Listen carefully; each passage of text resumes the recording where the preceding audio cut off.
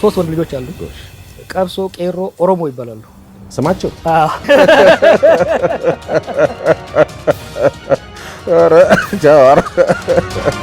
ጀዋር መሐመድ ጆሌ ዲራ ሰዲቅ አባ ጀዴ ጅራ ደረጀ ኃይሌ ጎሽ ኢቲን መቃን ሳኒ ቄሮ ቀብሶ ኦሮሞ ጀዳኒ መቃይ ሳኒ ጀደ ደረጀ ፊ ጀዋር ወልቲ ኮፍላኒ ትሮኒ ጆሌ ዲራ ሰዲቅ አባቹ የሮ ጀልቀባት ፊ ጀዋር መሐመድ አማኒ መቃይ ሳኒ ለሚዲያቱ በስተ ጅራሱን ቆፋ ሚ ጀዋር መሐመድ ሲያሳ ኢትዮጵያ ከሰተ ነሚ ተጎንጎር ሆጀቴ ወላላ ፉዳቴ ጋቦ ድንጅሩ ዋና ከሲያት ቀብዳ ጀዳሜ ጋፈተ መጅራ ከናፊ ዴቢ ከኑ ዴማ ኢትዮጵያ ከሰተ ወንተ ዋና ማርሰ ዋናም ደልንሰ ዋናም ጋበሲሳ ዋናም ማራች hedduutu jira yoo Tigree fi warri Amaaraa gamtaa uume hoo jedhame san illee gaafate jira. Saniif illee deebii kennaa kutaa lammaffaa gaaffii deebii kan Dereja Hayileetii fi Jawaar Mohaammed waliin godhan keessatti dhufaa jira. ሶስት ወንድ ልጆች አሉ። ቀብሶ፣ ቄሮ፣ ኦሮሞ ይባላሉ። ስማቸው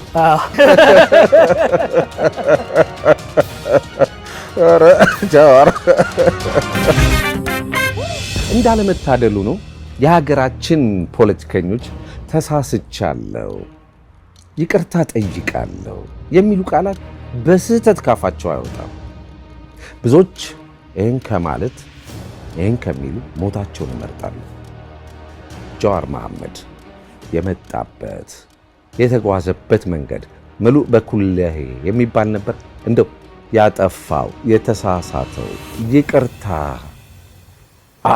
ይቆጨኝ፣ ጸጽቶኛል፣ ተሳስቻለሁ የሚላቸው ነገሮች የሉትም። ኦሮሞ ተራ አይፈልግም። በምን በራሱ ሀገር ላይ ምንድነው ተራ የሚፈልገው? ተራ ማለት ምንድነው ታውቃለህ?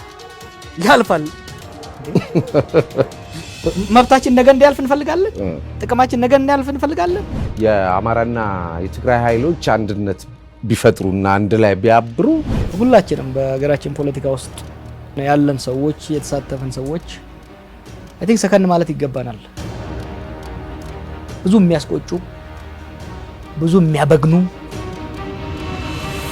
ብዙ የሚያሳብዱ ተስፋ የሚያስቆርጡ ማለት ነገሮች አሉ። ጀዋር በኦሮሞ ፖለቲካ ትግል ስም ብዙ ሚሊዮን ብሮችን ሰብስበዋል። ባጭር ቃል ቱጃር ሆኗል። ሁሉ የበለጠ የሁለቱንም ጥፋት ተንትኜ ማቅረብ እችላለሁ። ዳዚታል ያቀራርባል ወይስ ያራርቃል? ማብቂያ የሌለው ጦርነት ውስጥ ነው ያለነው። ስለዚህ በአማራም ሆነ አሁን የአማራው ጦርነት በምን ይቋጫል? ብራዘር ልስን ጀዋር የፖለቲካ ተንታኝ እንጂ የፖለቲካ መሪ መሆን አይቻለውም።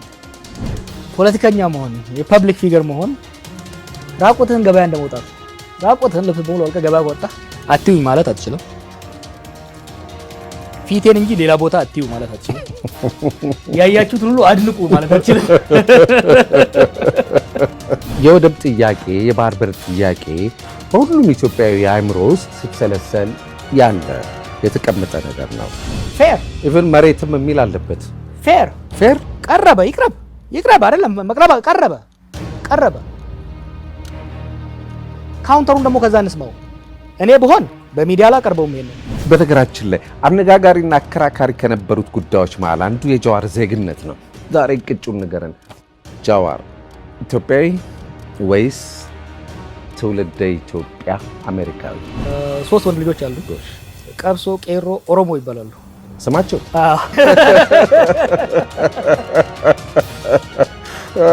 ጀዋር kutaa lammaffaa gaaffii fi deebii kana keessatti Jawaar Mohaammed dhimmoota yeroo ammaan tana wal falmisiisan kan Itoophiyaa hedduu irraa akka inni dubbachuu deemutu addeeffama sun keessa ammoo hidhaa ministeera deetaa Itoophiyaa duraanii kan obbo Taayyee Danda'a akka inni kaasutti dubbatama. Obbo Taayyee Danda'a wajjin hariiroon inni qabuu fi obbo Taayyee Danda'a waan dhiyoo kana jedhe haala inni ittiin hidhame hin gaafatama jedhameeti kan Jawaar Mohaammed gaaffii kan keessatti deebii kennaa jedhe namni hedduun herregaa jiru. Kana irratti haala siyaasaa kan Itoophiyaa kan ammaan tana biyyattii jirtu rakkoo naannoo Amaaraatti jiru walitti bu'iinsa Oromiyaallee irra Jawaar Mohaammed akka dubbatu kana walitti qabatee falli maal akka ta'uu qabu Jawaar Mohaammed bal'inaan dhimma kana irrallee dubbachuu deema. Kun ammoo akka malee eegamaa jira. Dhimma balbala galaanaa dhimma yeroo ammaan tana falmii siyaasaa gaafa Afrikaa keessattuu kaasa jiru keessattuu Itoophiyaa fi biyyoota ollaatiin walitti qabatee rakkoo uumuu hin oolle jedhamu kanallee irra dubbata. Haala kana wal qabatee adeemsa mootummaan gad bahee Abiy Ahmed karaa viidiyootiin dubbate akkasumas duula dippiloomaasii kan inni bane kana irratti Itoophiyaan karaa akkamiitiin balbal galaanaa argachuu dandeetti faayidaa fi miidhaan isaa maali waan jedhu adeemsa mootummaatiif adeemsa warra biraaraleetti Jawaar Mohammed yaadisa akka kennutu eegama. Kana qofa miti dhimmoota yeroo ammaan tana bowwoo siyaasaa gaafa Afrikaatiif Itoophiyaatiif tahanii kabiraallee hedduu Jawaar Mohammed dubbachuu deema. Kanaafuu dilbata yookaan ammoo sammata guddaa galgala sa'aatii 3 gaafii fi deebiin Derejee Haayilee RTV wajjin godhamu akka malee eegamaa jira. Waan dhuunfallee Jawaar Mohammed kanaan dura waan hin dubbatini hedduu dubbachuu deema. Jawaar Mohammed hayyuu siyaasaa beekaa siyaasaa malee nama poolitikaa hoggansaatii fi qophaa'aa miti yookaan ammoo Jawaar Mohammed political scientist yookaan analyst ta'uu danda'a malee politician ta'uu hin danda'u jedhamee falmii isirrattu dhiyaatu. Mormii suniifillee deebii kennuu deema. Jawaar Mohammed namummaa siyaasaa isa akkamitti hubata dandeetti biyya bulchuu lafa bulchuu nama bulchuu hin qaba siyaasaa xinxaluu siyaasaa addeessuu namaaf ibsuun alatti dandeettiin isaa akka garsuun maal fakkaatti ka jedhu hammi namirratti dhiyeessuufillee deebii kennuu deema. Jawaar Mohammed kanaan alattuu ammoo waan maallaqa OMN'ti walittuu qabamillee waan adda addaa sochiinni biyya alatti godhuun maallaqa walittuu qabamuun wal qabatee namni yeroo adda addaattuu waan adda addaa isirrattuu haasawa keessattuu warri isi jibbuu isi hin jaalanne Jawaar Mohammed maallaqa hedduu guree maallaqa gursuun itti fayyadama maallaqa malee balleessa Jawaar Mohammed ittiin durooma ittiin daldale ittiin bitatee waan akkasittiin godhate jedhanii waan haasanitti jiranii sanillee wal qabatee hamii kanallee yeroo jalqabaatii fi akka Jawaar Mohammed qulqulleessu Jawaar ati akkamii dureessaa qabeenya guddaa qabdaa horii dhugmaan saamtee hattee miliksitee waan akkasii goote ka jedhu sullee gaafatamee jira suniifillee deebii akka kennu deemutti dubbatama. Kaan ammoo kabiraa dhimma lammummaa Jawaar Mohammediti keessattuu filannoo darbe ka Itoophiyaatti wal qabatee Jawaar Mohammed lammummaa Ameerikaa deebisee ka Itoophiyaa ta'uuf iyyannoo galfatee filannoo keessa seenuuf yookaan ammoo dorgomuuf eegi jireen dubattu wanni sun rakkoo guddoo uumte duula miidiyaa hedduu latate Jawaar Mohammed achiin dubattu hidhame achirraa bahee eegi dubattu Jawaar Mohammed lammummaa Itoophiyaa akka argatettu dubbatamaa jira. Kanaan walitti qabate Derejee Haayilee ati lammii Itoophiyaa moo dhalata Itoophiyaa lammii Ameerikaati jedhee gaafatee jira. Jawaar Mohammed kanarrattu deebiin inni kennu akka malee eegamaa jira. Kanaan walitti qabatee Jawaar Mohammed yeroo jalqabaatiif abbaa ijoollee dhiiraa 3 ta'uu addeessee jira. Ijoolleen isaa Oromoo qeerroo qabsoo jedhe. Kun maqaa ijoollee kan keeti jedhe Derejee Haayilee. Ay Jawaar hin danda'amne jedhe koflaa ture. Jawaar Mohammed yeroo adda addaas dubartii adda addaa wajjin hariiroo qaba. Ijoollee qaba jedhamee irratti odeeffame irratti haasama jira. Namni hedduun ogummaan gosi Jawaar Mohammed ijoollee hedduu horachuun dhadhaluun kun Oromoo kanumatti baay'isee baguma dhadhadee baguma ijoollee nu baay'isee baguma bakka bu'aa isa tolfatee Jawaari akkisa qaroo akkisa hayyuu akkisa beekaa akkisa barbaannaa kanaaf Jawaar nu horuun isaa Jawaar sanyii bakka buufatuun ijoollee dhiifachuun keessattuu ijoollee dhiiraa 3 dhiifachuun waan akka madansaate ammallee kan caalaa nu dhadhalii kan caalaa nu horii kan caalaa bal'adhi dhagaagii Jawaar jedhanii warra faasanitti jiranii gara mirga dubartootatii fi akkasumas jaarsaaf jaartii walii amanamuu qabu warri jedhu Jawaar Mohammed atu jaartii qabu jaartii bira birdeemee ijoollee dhadhaluun horuun sunni gaarillee ta'uu ni mala garuu ammoo jaartii isaa ka jalqaba irratti waate maali jedhanii waan adda addaa kaasaa Jawaar Mohammed jaartiif amanamtuu hin taane warri jedhe dubbatu jira. Akka hundaafuu Jawaar Mohammed yeroo jalqabaaf ijoollee 3 qaba jechuun Oromoo qeerroo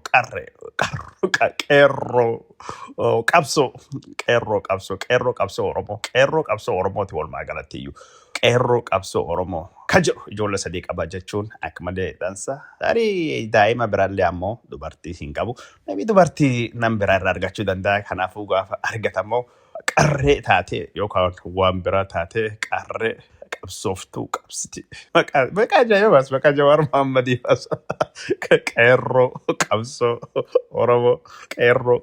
Oromoo waan ajaa'ibaati itti toluuti jennee jirra. Gaafiif deebiin Jawaar Mohammedii ka jalqabaa RTV Derejee Haayilee wajjin godhe rekoordii cabse jira. Torbaan tokko odoo hin genne kuno namni miiliyoonii tokkoo fi gara 500,000 dhiyaatu daawwatee jira. Kun rikoordii gaaffii fi deebii dhimma siyaasaa irratti godhame ka Itoophiyaa ka jalqaba televezyiinii yookaan yuutuubii irratti wanni gosa kana daawwatame akka hin jirretti dubbatama. Kun lakkoofsi sagantaa yeroo sududaan yookaan kallattiin darbullee namni 58 yeroo tokkotti daawwate kun lakkoofsa akka malee nama guddaa kan waan kana hordofeeti. Jawaar Mohammed karaa kana rikoordii cabsee jira. Kanaan dura rikoordii sumattuu cabsee gaafa manhidhaatii bahee OMN gubbaatti Hacaaluun faatii achiin dubattu Getaachoo Raddaa faatii yeroo adda addaattu televezyiinii warra Tigraay Miidiyaa Haawusii jedhamu achiin dubattu yeroo sochii bataskaanaa sun ammoo Itiyoo 316 fufooyyeessee jira. Jawaar Mohammed rikoordii ammaan tana kanaan dura cabsame yookaan rikoordii kanaan dura galmaa'e ol fannisee jira. Haala gosa kanaatiin gaaffii fi deebiin marsa lammaffaa kan gadhiifamu kunneen dhimmoota gurguddoo falmisiisoo qaba. Kaagammaan tana Jawaar Mohammed haasa'e hedduun isaa waan jechuun adeemsa siyaasaa isaa haasa'ee kaammaan tana waan faannoo qaba. Kun ammoo warra Amaaraa gurra harkifachuu argachuu hin oolu. Kaan ammoo ka Eertiraaleen dhimma Eertiraati. Dhimmi dhuunfaa ka Jawaar Mohammed illeen dhimma dhuunfaa Jawaar Mohammed. Kun cuftuu xiyyeeffannaa guddaa akka argatutti dubbatamaa jira. Gaaffiif deebiin Jawaar Mohammed marsa tokkoffaa marsa lammaffaa godhamu kun xiyyeeffannaa guddaa akka inni argatu dubbadhee jira. Keessattuu marsa lammaffaan kun xiyyeeffannaa guddaa argata. Tarii haga marsa lammaffaa haga marsa tokkoffaa hin daawwatamu fataha maal jennaan ka tokkoffaa akka malee eegamee fi ka tokkoffaa kana namoonni hedduun guddoo jaalatanii Jawaar qabbanaa'ee Jawaar tasgabbaahee jedhanii waan akkasii irra dubbachaa turanii warri garii ammoo Jawaar Mohammed qabbanaa'ee bushaawee dhufe gariin ammoo Jawaar Mohammed ergama mootummaa Abiy Ahmedii ta'e mootummaan Abiy Ahmedii kan ammaan tana jiru mootummaa Oromummaati. Mootummaa jechuun keenya jedhee innillee baalee gizee yookaan warra taraa waan ta'eef mootummaa kan jajjabeessuufillee yookaan mootummaa kan bira dhaabbachuuf mootummaan kun hin kufu Abiy Ahmedii abbaa irree miti jedhee harka irra qaqqabatee namni biyya furratti diiguu hin jiru jedhee Abiy Ahmedii waan inni godhaa jiru kana jajjabeesse jedhanii duuli guddaan irratti godhamaa jira. Haala gosa kanaatiin gaaffii fi deebiin deemaa irratti yaadii kennamaa jira jechuudha. Kan cufaafiyyuu Jawaar Mohammed silaa akka malisa deebii hin kennu amma kuno kan dubbate jira. Gaaffiif deebii Direjaa Hayilee wajjin Jawaar Mohammed ammaan duballee ammoo baadee waggaa tokkoon dubatti yookaan ammoo ji'a wayitiin dubatti yookaan waggaa lamaan dubattuu gad deebuu danda'a. Jawaar yoo dhugumaan siyaasa Itoophiyaa keessa jijjiiramee akka dhufu barbaadu hin doddokatin hin badin akka kiyya gabbahii gaaffii fi deebii yeroo adda addaattu kenni ejjannoo kan kee qulqulleessi jechuudhaani Lidatu Ayyaaloo Lidatu Ayyaaloo Riyooti miidiyaa jedhamu gubbaatti illee dubbachuu isaa dhagahamee jira. Waan gaaffii fi deebii sunii keessa waan Jawaar Mohammed jedhee waan gaggari irra deebi'ee akka isin yaadattanii fi tokko lama irra deebi'ee sana dubbadhuuti. Dhimmi guddaan jalqaba Jawaar Mohammed dubbatee dhimma jechuun ajjeecha Hacaaluu Hundeessaati. Hacaaluu Hundeessaa guyyaan inni du'e sun inni waxabajjii 29 galgala wiixataa yookaan ammoo galgala isniinaa maaltu jirtaa ka jedhu Jawaar Mohammed nama waliin akkaman ture nam geegessa galii rafuuf eeginne jedhee hoogganaa mootummaa tokko bilbilee fi rukutamee jira gurbaan jedheen gurbaan kam jedhee inni gaafate Hacaaluu achiin dubatti rifadhee maaltu rukutee akka jedheen dubbata. Sa'aatii dheeraaf rifadhee dubbachuu dadhabee achiin daqiiqaa 5 dubbattu waan jira dubbatee jira. Rukutamee jira ka jedhu achiin dubatti daqiiqaa 5 dubbattu warra dadatu bilbilee gaafatu akka malee guddoo akka rifate dubbata. Hacaaluu Hundeessaa hiriyyaa isaa qofa osoo hin taane akka mallattootti uummati Oromoo nama laalu jedhee dubbatee jira. Daawwataa onni Oromoo waan Oromoon barbaaddu ka sirbaan waan adda addaan jechaa fi sirbaa fi ture nama akkasiiti. Akka dhuunfalleetti akka hoogganaa hawaasalleetti akka daawwataa onni Oromoolleetti akka mallattoo yookaan qaroo Oromoolleetti nama akka malee Oromoon dhabde uummati Oromoo takka seenaa isaa keessatti rifannoota naasuu gadda hamaa yookaan kollektiif turoomaa gosuun keessa seene hin beekuu jedhe jira. Galgalumsina hooggansa mootummaa wajjin dubbatame Hacaaluu fi kabaji isaaf malu ayyaala awwaala akka biyyattuu akka godhamuuf state funeral jechuudha. Achiin boodatti qormaatileen akka geggeeffamu walii galamee ture. Jawaar halkan sun telefoona bilbila waan adda addaa gaafachaa waan sun qopheessaa ture. Haa ta'uutii malee ganama gara Ambootti akka reeffii geeffamu murtaa'ee Jawaar Mohammed sun dhagahee ganamaan bahee reeffa wajjin deemuuf ture. Karaan cufame gad deebi'ee Jawaar Mohammed illee akkasiin hidhame.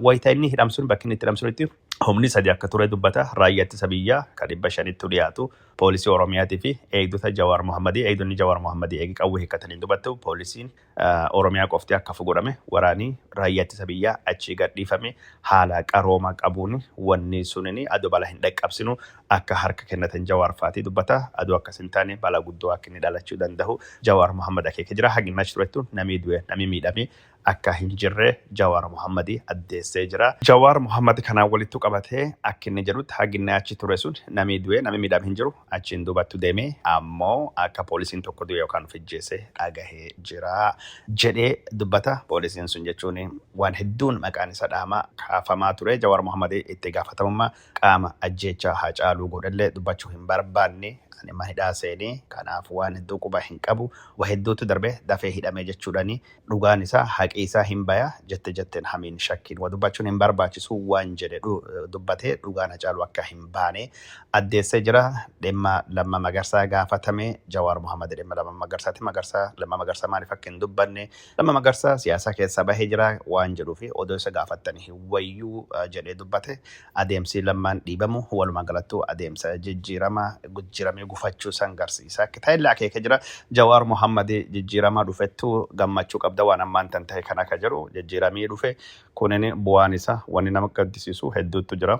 Akka nu feenu hin taane garuu jijjiiramee dhufuun isaa murtiin jalqaba abbaa irree Ihaadigii aangoorraa dhiibu sun sirrii akka ta'e dubbatee jira. Garuu sunilleen mariin waan akka ta'e fakkaatu Ihaadig abshaalummaa qarooma siyaasaa guddaa agarsiise aangoo dhiisanii gara Meqalee yookaan ammoo aangoorra deemuu warra yookaan ammoo sila akka Siiriyaa biyya kana goruu danda'an Siiriyaa jechuun warra Bashaar al-Assad warri xiqqaan kunini akkuma Ihaadigin qawweeftaan kerkee qabu lolee falmatee uummata meeqa ijjeese meeqa biyya baasee aangoorratti hafe Ihaadigilleen hiwwaata akkas godhuu akka danda'u aangoo gadhiisuu warra akka waan guddaa tokkottu akka ilaalamu Jawaar Mohammad dubbatee karaa kanaanii kanaaf jijjiiramee akka dhufu isaalleen gumaacha akka qaban addeessee jira.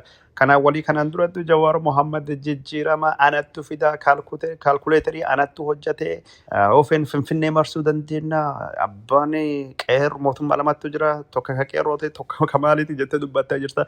Jawaar onneen dubbatu Jawaar harka facaasaa onnatee afaan omacheeffatee dallanee dubbata suni onneen dubbata. Jawaar sun hin jiru kun qabbanaa hijira sodaatee jira. Jawaar Mohammad maaltu jira jedha gaafatame jira.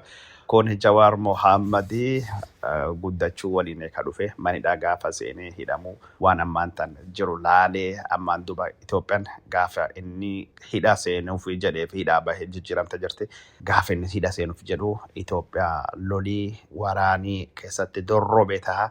Gaafa inni manidhaati baammoo Itoophiyaa waraanan balaan diigamtettu ta'a. Kanaafuu manidhaa gaafa turu televizyiinii mootummaa ka Itoophiyaa gubbaa warri dubbatu hayyoota durinni kabajuttu kamaraati arge. Kanaaf hangabbaa'ee jennaan beenzila yookaan ammoo boba'aa waraana kan gubbaattu firfirsu biyya kan gubbaattu firfirsa biyya hammeessu malee wanni faayidaa qaba kan dubbadha hin jiru jechuudhaan afaan akka qabate dubbata. Namis ukkaamse yookaan afaan siluugame hin jiru jennaan odoo callisnaan jedhani ana ammoo nattu hammaata waan gos kana ani hin goone hin godhu jechuudhaan Jawaar Mohammad namni afaanis qabee akka hin jira dubbata.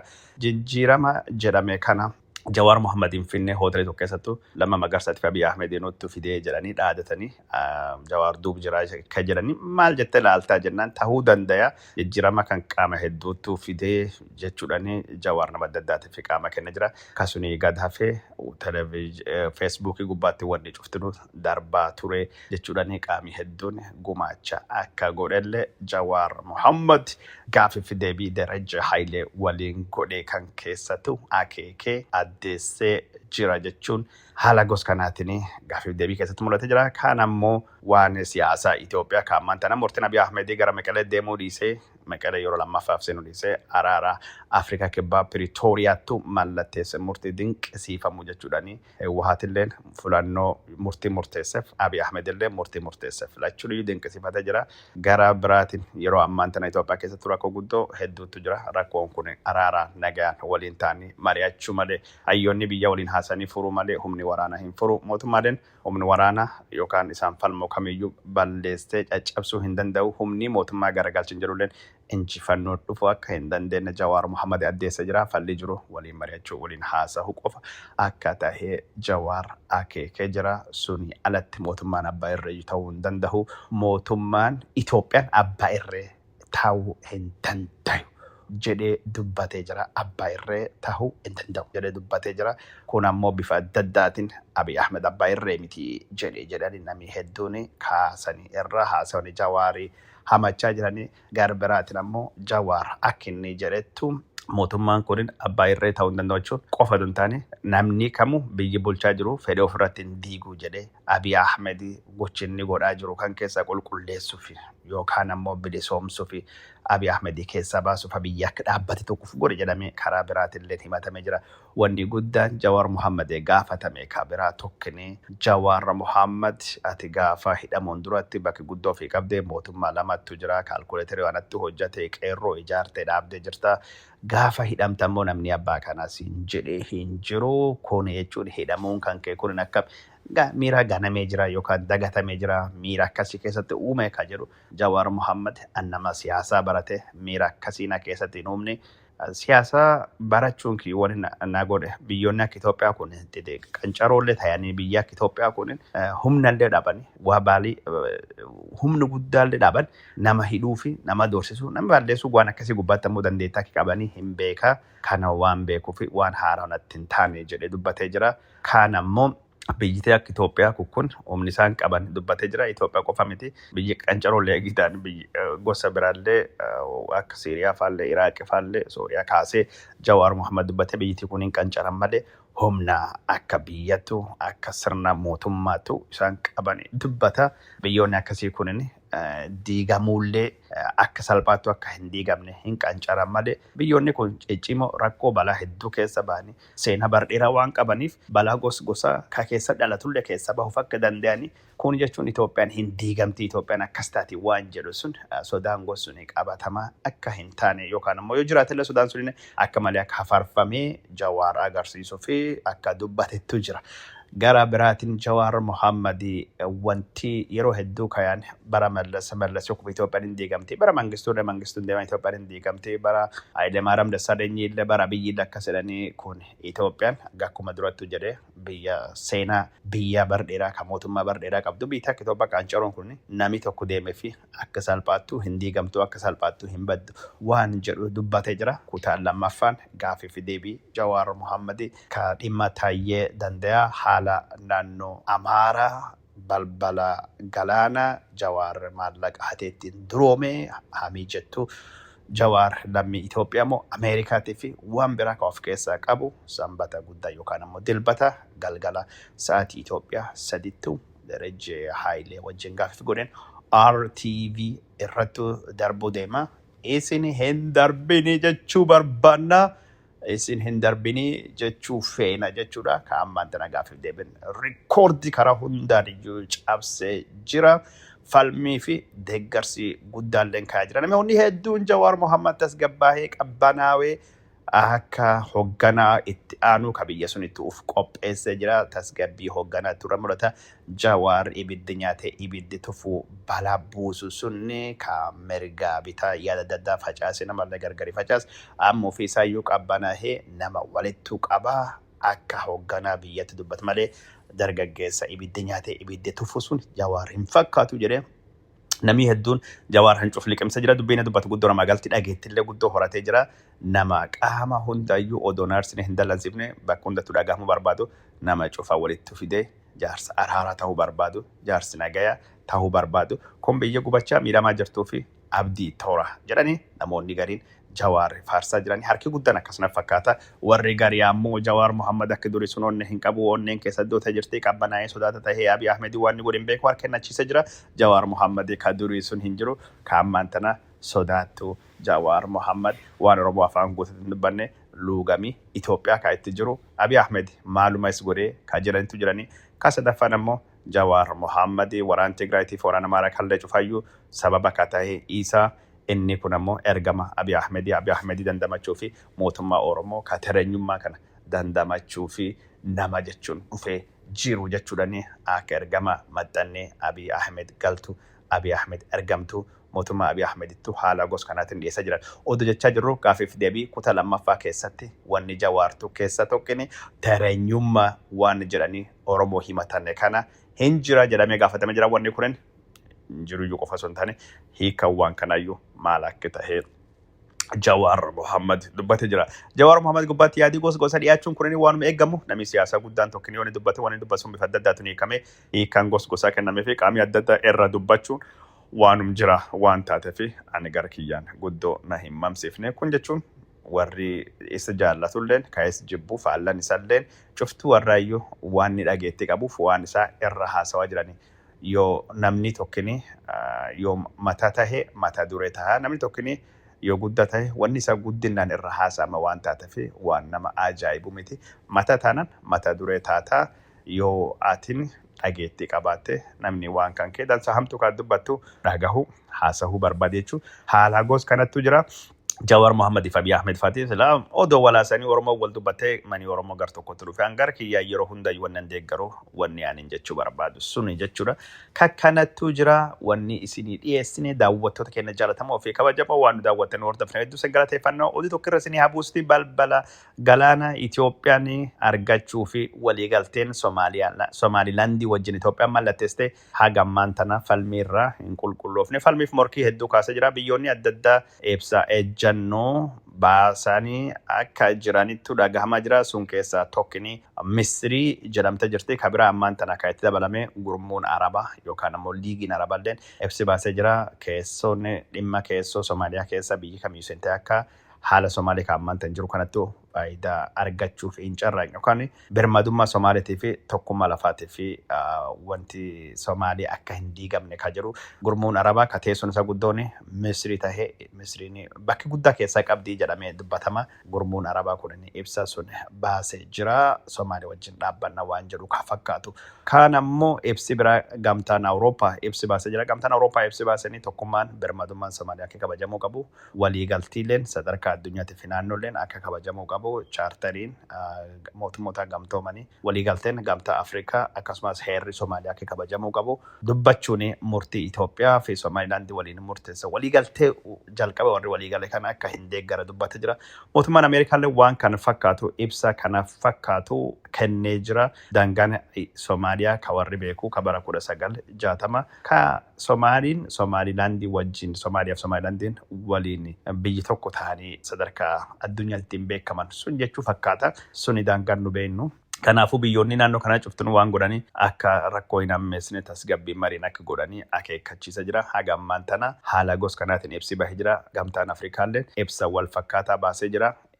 Birmadummaa Somaalee tokkummaa Somaaliyaa kinni kabajamuu qabu biyyoonni akka birmadummaa waliitiif daangaa walii kabajan waan gaafatu baasee jira. Kabiraa ammoo IGAD wanni gaafa Afrikaa keessatti ta'aa jiru xiyyeeffannaan hordofaa akka jiru addeessuudhaani wanni kun inni tasgabbii naannoo irratti dhiibbaa qabaachuu danda'uuf biyyoonni marii fi faayidaa walii kabajuun wal dhaga'uun akka furan gaafatee ture kun ammoo Somaaliyaa guddoo aarsee jira. IGAD waan kana ibsa kana kaasee dhiifama akka gaafachuu qabu Somaaliyaan gaafattee turte haala gosa kanattu jira jechuudha. Somaalilaand karaa ishiitiin mootummaan Somaaliyaa dhimma kiyya keessa harki galfachuu irraa akka of qusatu jettee of eeggannoo yookaan akeekkachiisa kennitee jirti. Soomaaliyaan ammoo Itoophiyaan harka baafattutti dhimma Somaalilaandii yookaan Somaaliyaa keessatti ibsa baastee jirti. Hargeessatti mootummaa Somaalilaandii deeggaruun hiriirri gurguddaan godhamee jira. Mogadishotti mootummaa Somaaliyaa deeggaruun hiriirri guddaan godhamee jira. Mootummaan pirezidaantiin Somaaliyaa biyyoota adda addaattu deeggarsa dippiloomaasii argachuuf akka inni himalutti dubbatamaa jira. Garaa biraatiin ammoo pirezidaantiin Somaalilaand Muusee Bihii kutaalee Itoophiyaa kan adda addaa daawwachaa akka jirutti dubbatama jira. Asiin booda gara Imaaraatii Araballee deemee deeggarsa siyaasaa argachuuf